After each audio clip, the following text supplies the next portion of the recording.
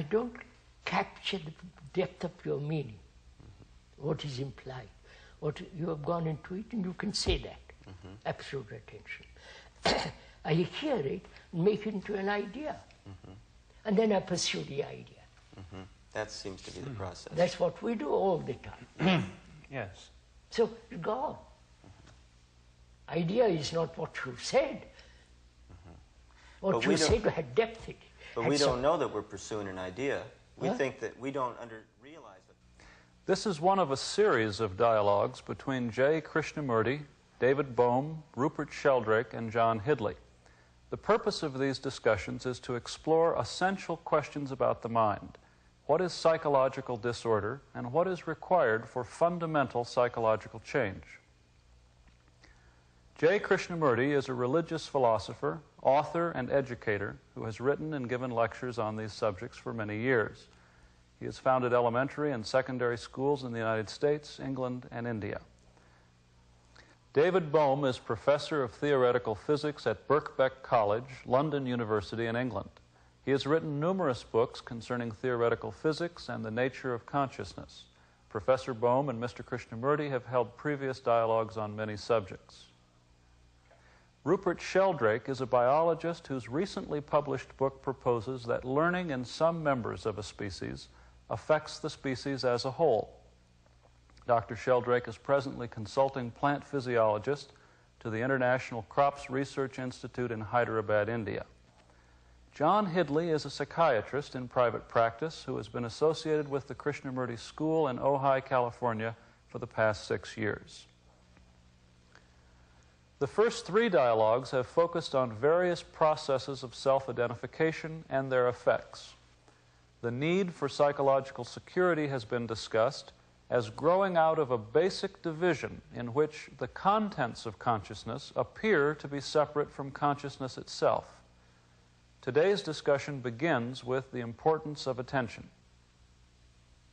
What is analysis? And what is observation? Good. In analysis, there is the analyzer and the analyzed. And so there is always that difference maintained. Where there is difference, there must be conflict. Division. Yeah. And that's one of the factors that really is very destructive to the whole psychological freedom. This conflict, this division. And analysis maintains this division. Whereas if one observes closely, I'm not correcting you, sir, I'm just inquiring. The analyzer is the analyzed. Again, the same problem. Thought has divided the analyzer and the analyzed. The analyzer is the past who has acquired a lot of knowledge, information, separated himself, and is either correcting the observed, the analyzed, make him conform, or he's acting upon it. Whereas the analyzer is the analyzed.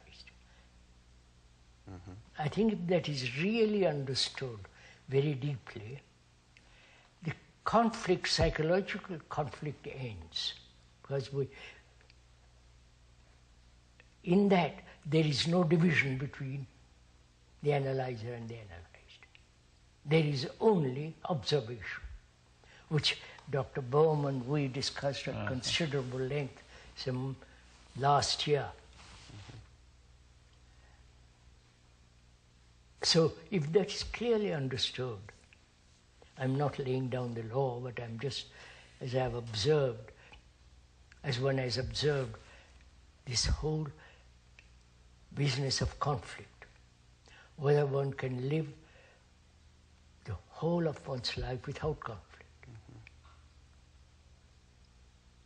That means the controller is absent, which is a very dangerous question. I feel where there is inattention, lack of attention, is really the whole process of conflict.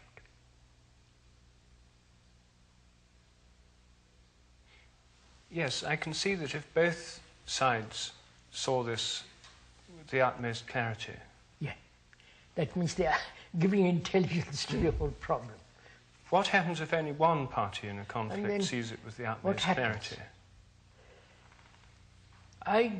One gives complete attention in one's relationship between man and woman. Let's begin with that. You have given complete attention. When she insults you, when she flatters you, when she bullies you, or when she attacks you, all that is the lack of attention. If you give complete attention and the wife doesn't, then what happens? That's the same problem. Either you try to explain day after day, go into it with her patiently. After all, attention implies also a great deal of care, affection, love. It's not just mental attention. It's the attention with all your being. Then either she moves along with you, comes over to your side, as it were, or she holds on to her separative, contradictory state. Then what happens? One is stupid, the other is intelligent. So there is always the battle between the stupid and the ignorant. I mean, between this ignorant, stupid, and the intelligent. A thing that seems to happen in that situation is that the one's intelligence makes room in which the other person who is caught in some attachment may have freedom to look at it. But if the other refuses to look at it, then what's the relationship between the two people? There is none. That's all. You see, tribalism is deadly, it's destructive. You see it basically, fundamentally, and I don't. You have seen it probably immediately. And I'll take many years, a long time to come to that. Will you have the, I won't use the word patience, will you have the care, affection, love, so that you understand my stupidity? I may rebel against you. I may divorce you. I may run away from you, but you have sown the seed somewhere in me.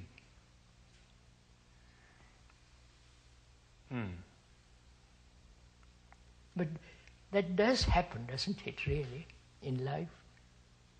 Yes. You said something that interests me here. You said that if you have seen it immediately, and the other person may take a long time to come to seeing it. Yes. And it seems like in this attention that you're talking about, perception is immediate. Of course. It isn't built up out of... Oh, no, then it's not perception.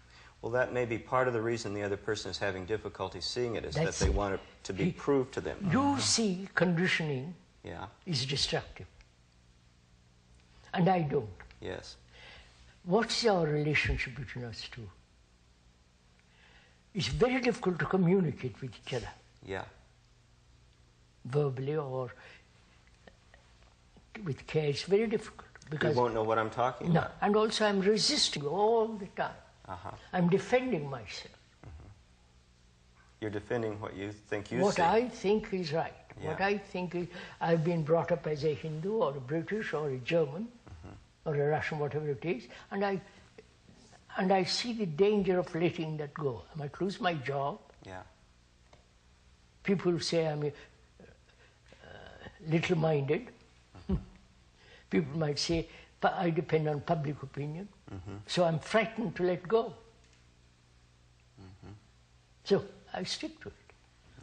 then what is your relationship with me? Have you any relationship? No. No, I question whether you have no relationship. I can tell you what I see. Yes, but if you have love for me, Yeah. real, not just Words. attachment and sex and all that business, if you really care for me, you cannot lose that relationship. I may run away, but you have that feeling of relationship. I don't know if I'm conveying what I'm... In other words, I don't just say, well, I see it and you don't, and if you're not going to listen, the heck with you. No. But, sir, you have established a kind of relationship, perhaps very profound, when there is love. I may reject you, but you have that responsibility of love.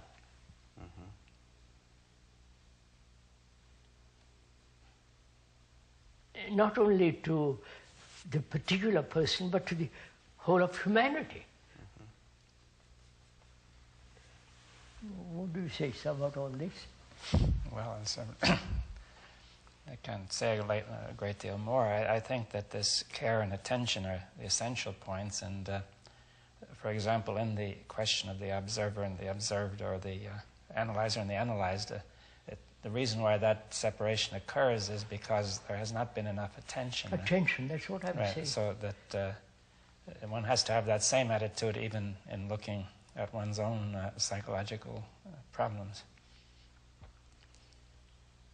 An attitude of care. Care and attention to what's going on. You see, one starts to analyze by habit, right? And one might condemn that, for example. That would not be the right attitude. But one has to give care and attention to exactly what is happening. In that, just as in relationship with people. Right? And it's because that there was no attention, or and not the right kind of attention, that division arose in the first place and was sustained, right? But it's possible to have perhaps this kind of attention towards people that we know, wives, children, friends, etc. But what about people we don't know? I mean, most of us have never met any Russians, for example, and we feel, many of us, there's this terrible fear of Russia and Russian nuclear weapons and the Russian threat and all the rest of it. And so it's very easy to think, well, we've got to have all these bombs and so on because the Russians are so terrible. And we can think all these things about the Russians, we've never met them. So how do we have attention to enemies or imagined enemies that we don't know? What is an enemy? Well, is there such thing as an enemy? Well, there are enemies in the sense that there are people who disagree with you, who not only disagree, who have definite ideological differences. Well, they're usually people who are afraid of us. I mean, the Russians are afraid of us, and we're afraid of them. And because they're afraid of us, they're in the position of being our enemies. Because we are still thinking in terms of tribalism. Yes, certainly. Suppose you and I move out of that. I'm Russian. You are English or British or German or French. I despise this sense of tribalism. What's my relationship then with you? Well, we can. I'm not Russian then. No. I'm a human being. With all my psychological problems. And you are another human being with all your psychological problems. We are human beings, not labels. Of course, the Russians may reject this, you see. That is, suppose we're in this situation. We are in that. And the Russians will reject us, right? Then we have to, then what's the next step, right? So what shall we do? You see,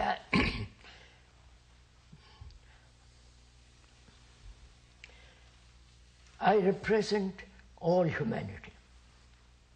I am all humanity. I feel that way. To me, it's an actuality, not just emotional explosion, emotional romantic idea. I feel I am the rest of mankind. I am mankind.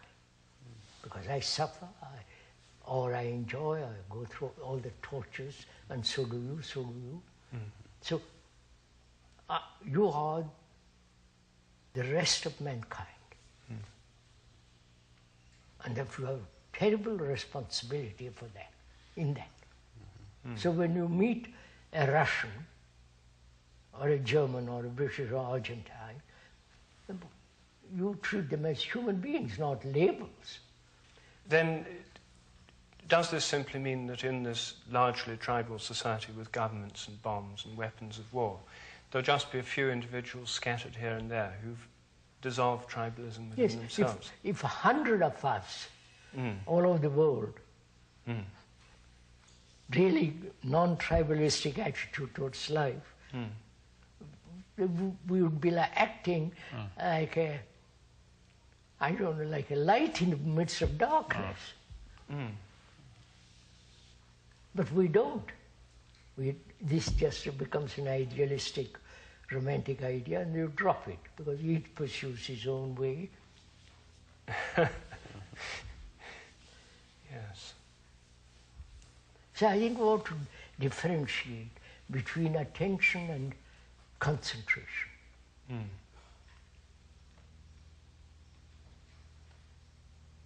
Concentration is focusing your energy on a certain point. Certain. And attention, there is no focusing on a certain point. It's attention. Concentration seems to have a goal in mind. A goal, motive. It's a restrictive process. You have to, I concentrate on a page, but my thought, I'm looking out of the window, and I have to pull it back and keep on this business. Whereas if I gave complete attention to what I'm looking out of the window, that lizard which is going along the wall, and with that same attention I can look at my book, look what I'm doing. Concentration presupposes that there's a controller in there pulling it back. That's just it.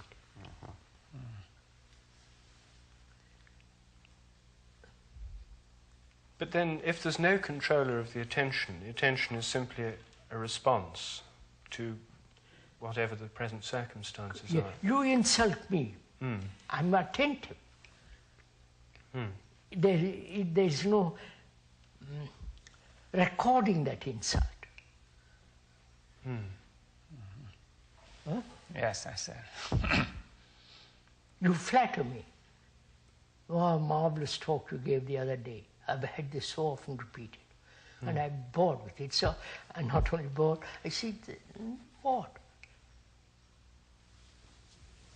So you follow, is it possible, really, that's a much more difficult question, is it possible not to record, except where it is necessary?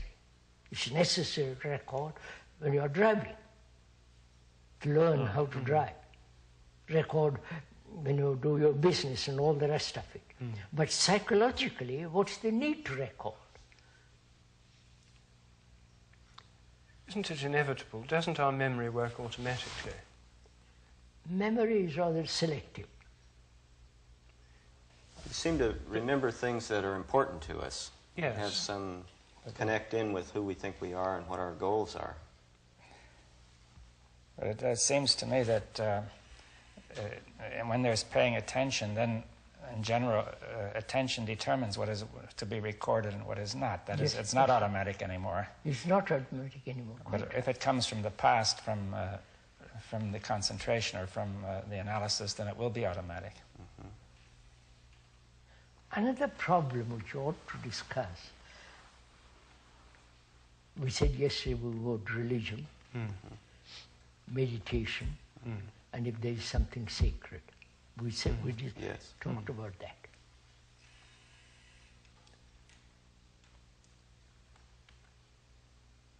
Is there anything sacred in life? Not thought creating something sacred and then worshipping that sacred, which is absurd.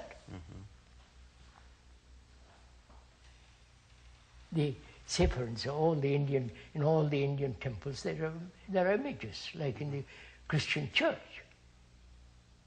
Or the Muslim, in the mosques, there's this marvelous writing. It's the same. And we worship that. That's idolatry. No. Thought has created this. Yeah. The thought has created the image. Yeah. And then it worships it.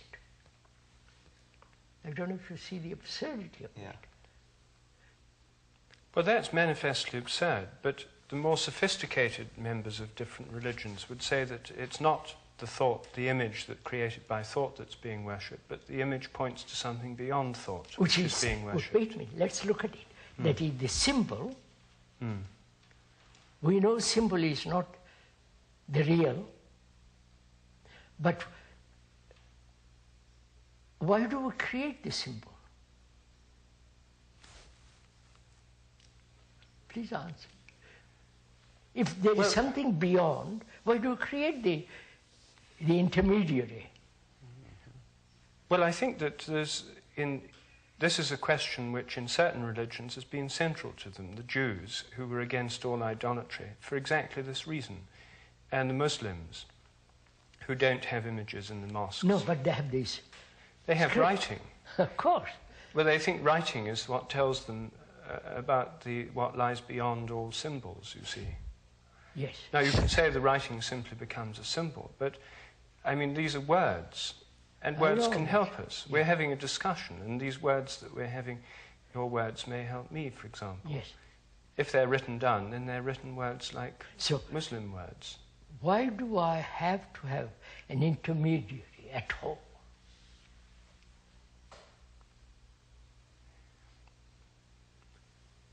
Because I think I'm here and it's over there and I don't have it. I need some way to get there. No, you're not answering my question. Is it that you, the intermediary, understand or realized or found truth or whatever it is, and therefore you're telling me about it? Well, maybe I've seen something and I want to tell you about it. Yes, tell me about it. But why do you make yourself interpreter? Why do you become the intermediary between that, I don't know what that is, and me, who's ignorant, who's suffering? Why don't you deal with my suffering rather than with that? I think that will deal with your suffering. If I can get you to... That has been, sir, that has been the old trick of all the priests in the world.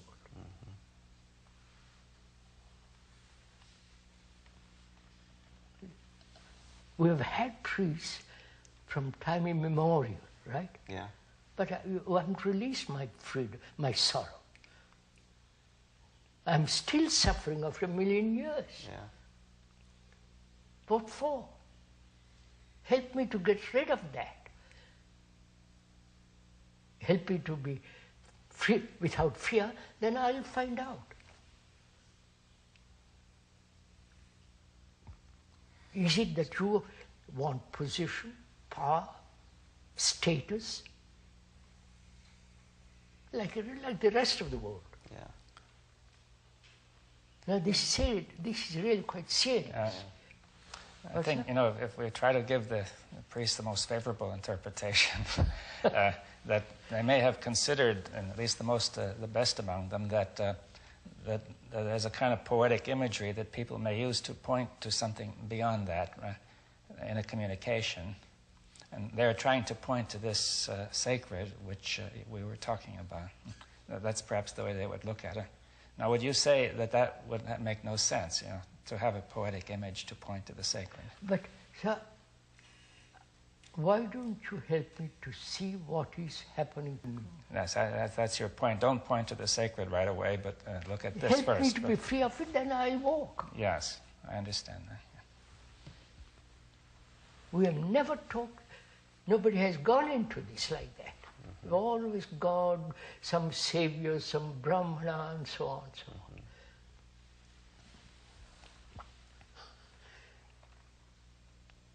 And this is what we call religion.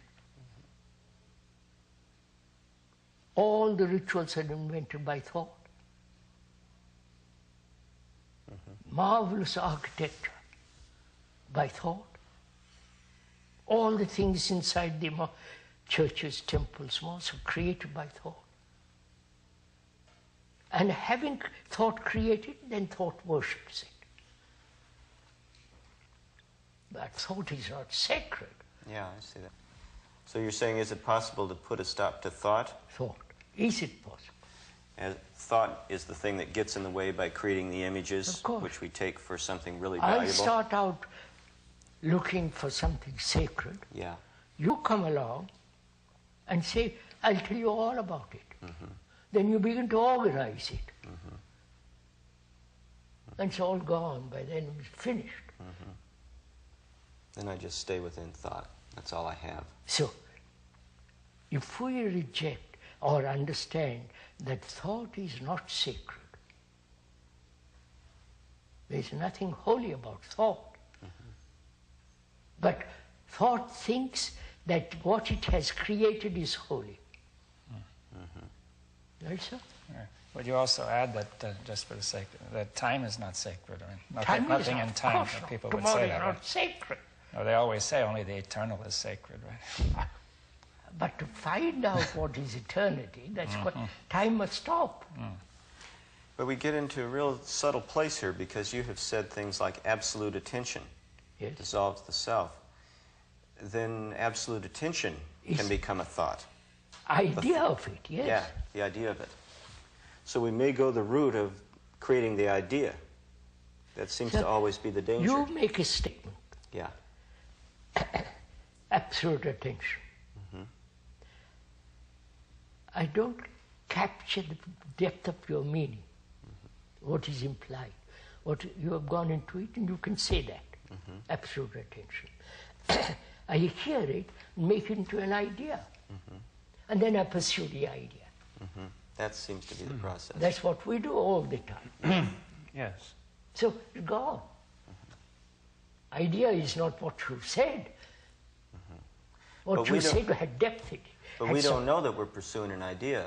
We think that we don't realize at the time that we're pursuing an idea. Of course not. Because I'm used to this reducing everything into abstract ideas.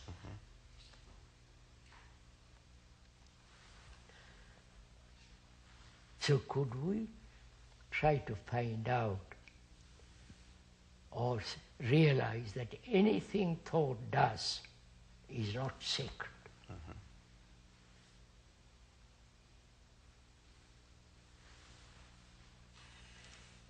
That seems self-evident to me. All right, if that's self-evident. All the religions as they are now, there is nothing sacred. Right? No, there's nothing sacred in itself in the words or the buildings or the so on. But in a sense, all these religions are supposed to point beyond themselves. Yes. Why? And to help me to go beyond all this, I must start with my being free from my agony, understand my relationship with people. If there is confusion here, in my heart, in my mind, what's the good of the other? I'm not materialistic. I'm not anti the other, but I say, look, I must start where I am. To go very far, I must start very near. I am very near. So I must understand myself. I'm the rest of humanity. I am not an individual. I know. So there's the book of humanity in me. I am that book. If I know how to read it from the beginning to the end, then I can go, then I can find if there is a possibility, if there is real something that is immense, sacred. But if you are all the time saying, look, there is that, that will help you. I see it hasn't helped me. We've had these religions for millions of years. It hasn't, on the contrary, you have distracted from what is.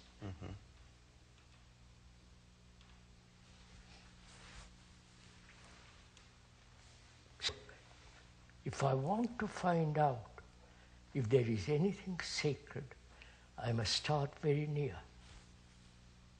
The very near is me. And can I free myself from fear, agony, sorrow, despair, all that? When there is freedom, I can move. I can climb mountains. So are you saying that the sacred would become apparent if we dissolve fear and all these other things? Obviously, sir. That's real meditation, you see.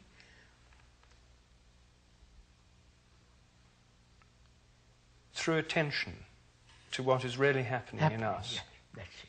And just what is really happening between us and other people and all the rest of it. Between our relationship. Yes.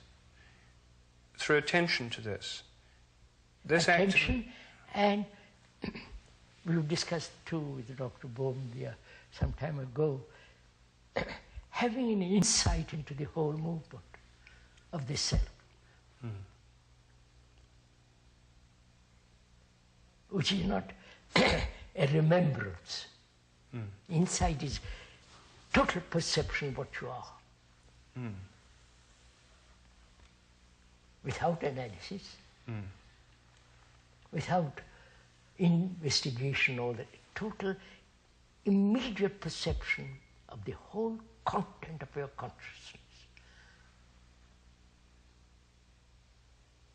Not take bit by bit by bit. That's endless.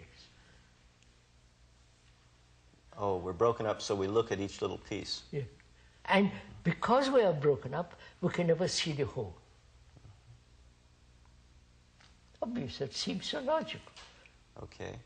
So, is it possible not to be broken up? Why? What is to be broken up? This confusion, this mess in consciousness, which we talked about yesterday.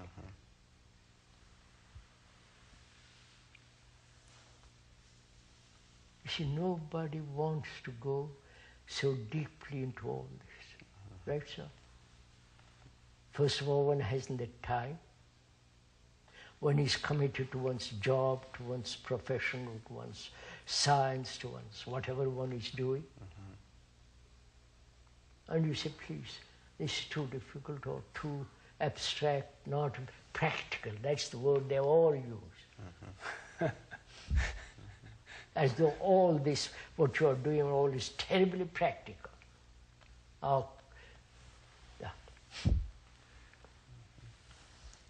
Armaments, is it practical? Tribalism is, you know all about it. So, sir, let's move from there. Is silence of the mind a state of attention?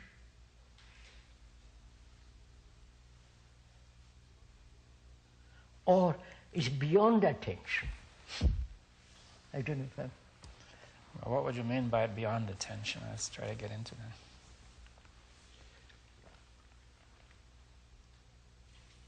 that. Inattention is there. Is attention act of will? I will attain. No, we've said that's concentration.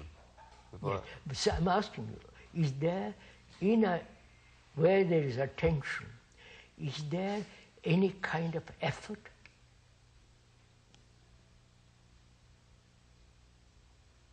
Struggle? I must attend.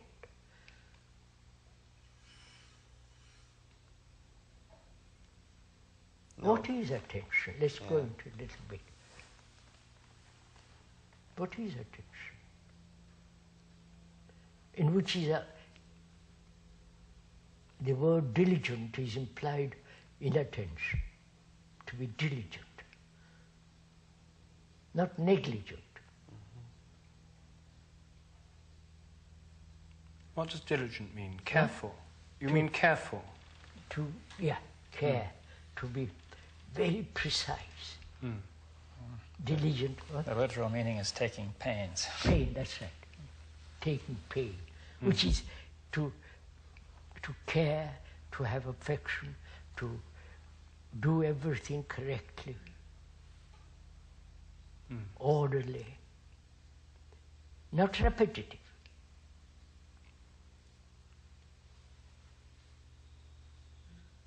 Is attention demand the action of thought?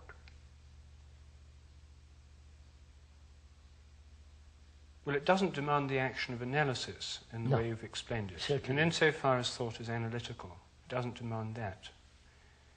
And it doesn't demand the action of will insofar as will involves a separation, an attempt to, by one part of the mind, to force another part to do something else. And it doesn't imply any sense of going anywhere or becoming anything, because that is something leads one out of the present. That's right. You can't become attentive. But in the act of attention... Just see what is implied in it. You can't become attentive. That means in attention there is no time. Becoming implies time. Yes. In attention there is no time. Therefore, there is not the result of thought. Yes.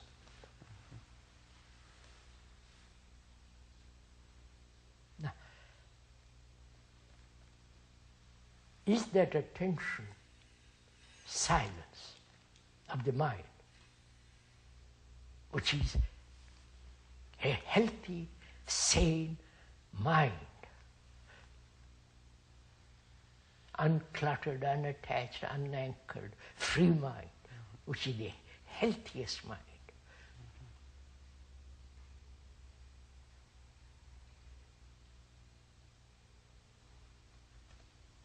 Therefore, I'm asking, out of that, in that attention, is the mind silent? There is no movement of thought.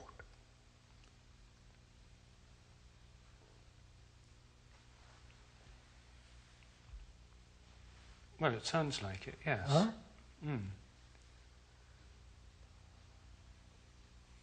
It sounds like a state of being rather than a state of becoming, because it's not going anywhere or coming from anywhere. When you say being, what does that mean? Being what? Well, being what it is. It's not being something else. No. What does that mean, being?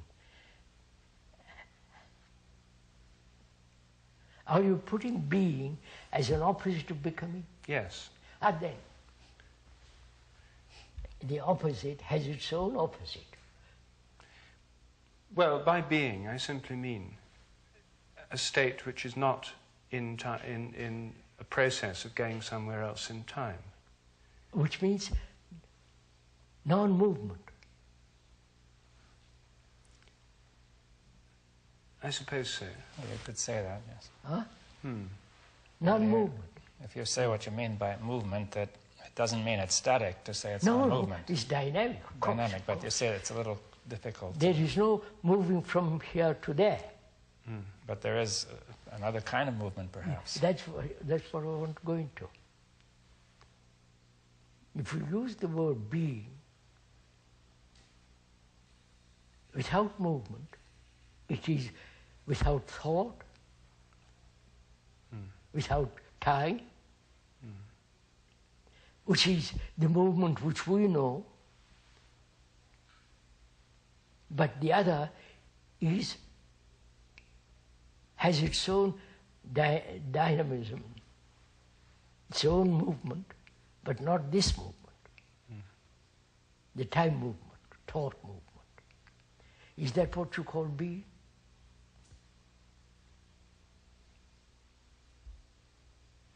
I suppose it is.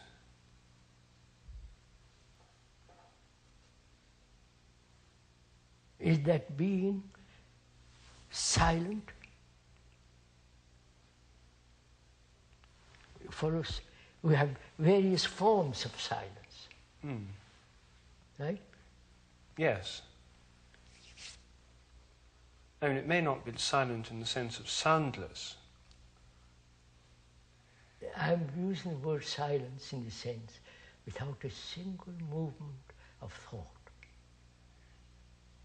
Oh, well, in that sense it must be silent, almost by definition. Yes. So, has my mind, the mind, has it stopped thinking? Has it not stopped thinking? Has thought found its own place and therefore it's no longer moving, chattering, pushing around? Because there is no controller. You follow?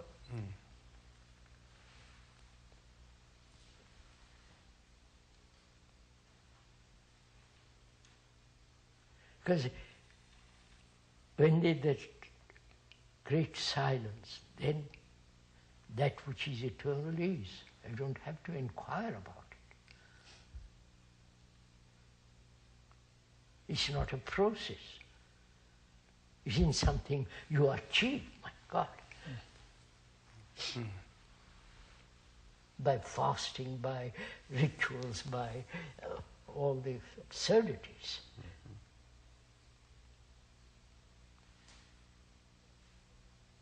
So you hear that. Yes. You hear X saying that. What value has it? Value in the sense, what do you do with it?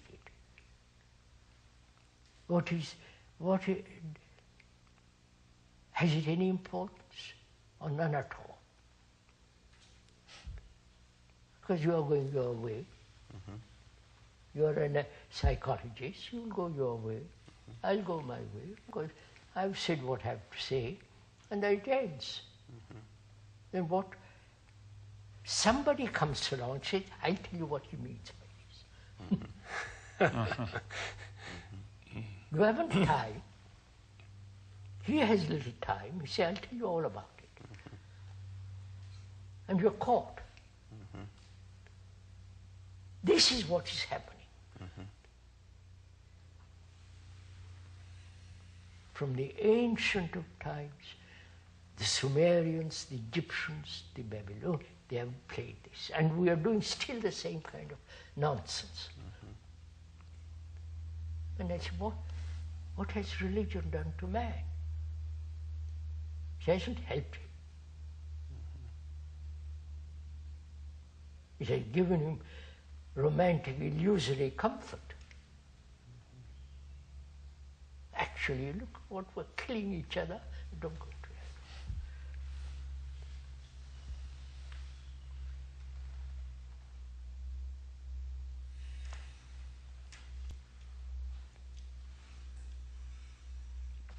hell. So, sir, let's begin. What is a healthy mind?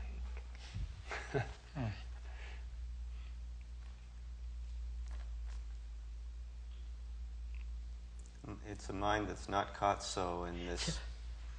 Mind that's whole, healthy, sane, holy, H-O-L-Y, holy, all that means a healthy mind.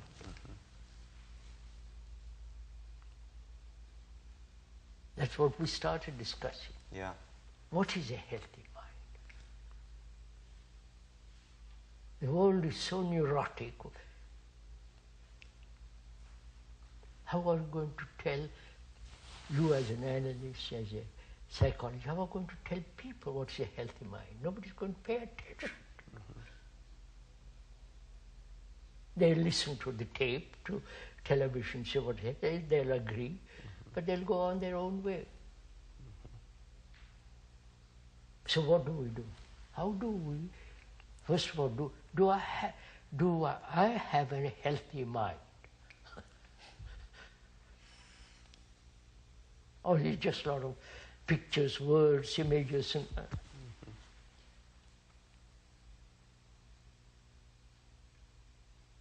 a mind that's totally unattached to my country, to my ideas, all totally, dispassionately unattached. Are you suggesting that only then am I in a position to talk to anybody?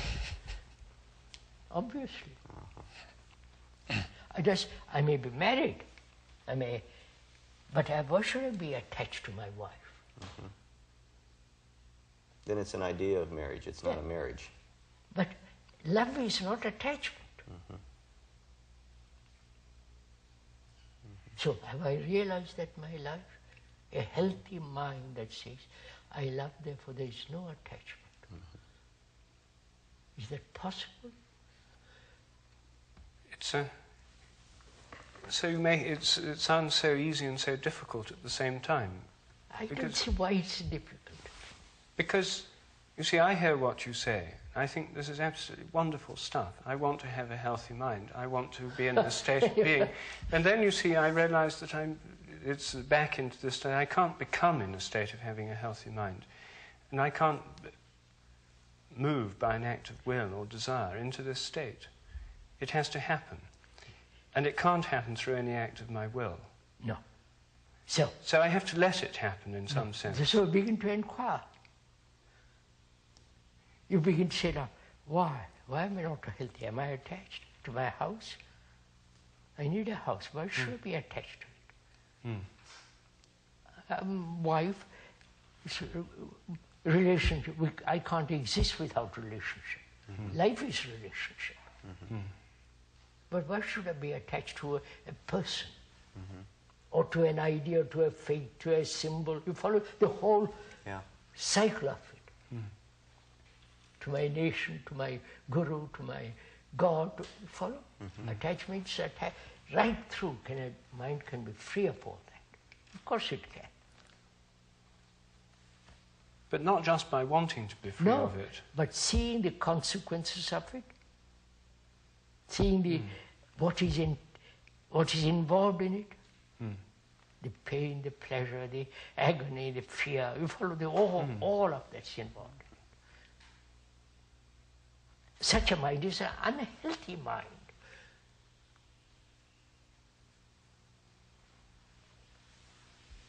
Yes, but one can even agree with that. One can even see it. One can even see the movements of one's attachments. One can even see the destructive consequences of all this. But that doesn't in itself seem automatically to dissolve it. No, of course not. So it brings into quite a different question, which is, so do you hear it or merely with your sensory ears, or do you really hear it? You understand my question? Yes. Is it just casual, verbal, sensory hearing, or hearing at depth?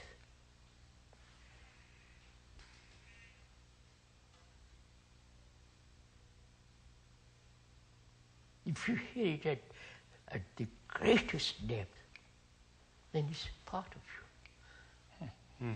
I don't know. Yeah, but I think generally one doesn't hear it at the greatest depth, and something is stopping it. You see that all the conditioning. And also probably we don't want to hear it. Well, but the conditioning makes us not want to hear it. Right? That we're unwilling to do so. How can I say to my wife, "I love you, but I'm not attached"? She'll say, "What the hell are you talking about?"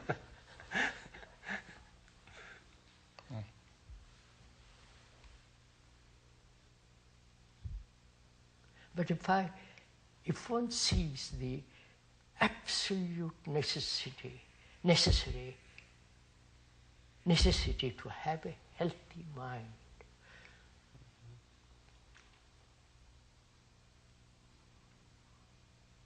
And the demand for it, not only in myself, but in my children, my society. But you don't mean by that going around demanding of myself and other people that they be healthy. I demand in myself. I ask, why is not my mind healthy? Why is it neurotic?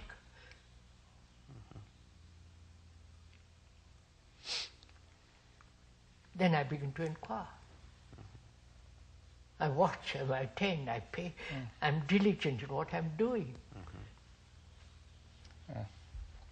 It seems to me that you said we must have to see the absolute necessity of a healthy mind, but I think we've been conditioned to the absolute necessity of maintaining attachment. Right?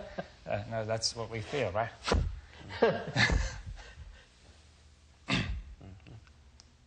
Well, we haven't necessarily. You see, there are many people who've seen that there's all these problems, there's something wrong with the mind, they feel that something to be done about it and all that, and then take up some kind of spiritual practice, meditation and whatnot. Now, you're saying that all these kinds of meditation, concentrating on chakras and whatnot, are all just the same kind of thing. I played that trick from long ago. Yes. And I see the absurdity of all that. That's not going to stop thought. Well, some of these methods are supposed to. But I don't know if they do or not, you see. They've never done it for me. But I don't know if that's because I haven't done them enough. Instead of going through all that business, why don't you let's find out what is thought, whether it can end, what is implied. You follow? Dig.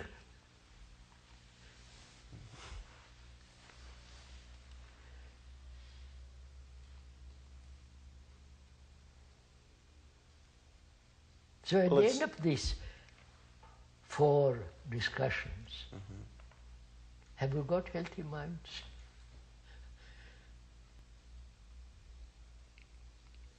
Have you got a mind that's not confused, groping, floundering, demanding, asking, oh, you follow, sir? God, what a business.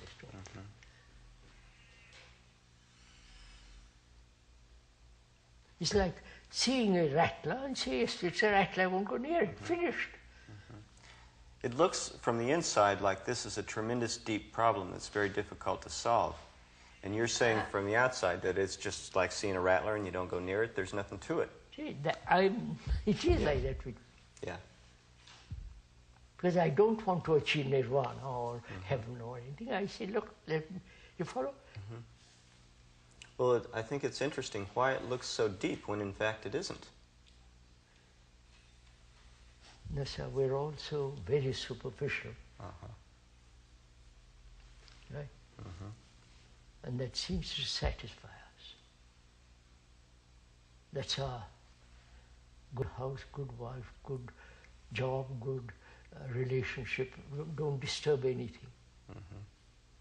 I go to church, you go to the mosque, I go to the temple. Keep things as they are. Well, then you're saying we don't even want to look at it. No, of course not. But say we come with a You problem. would say, if Mr. Thatcher and the gentlemen in Argentina looked at it, how tribalistic they are, they would stop it. Yeah.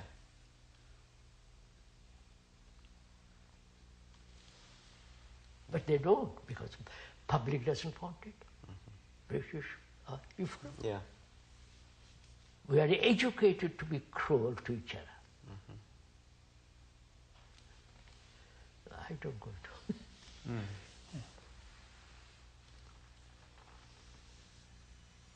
So, a healthy mind is that, sir. A healthy mind is without any conflict.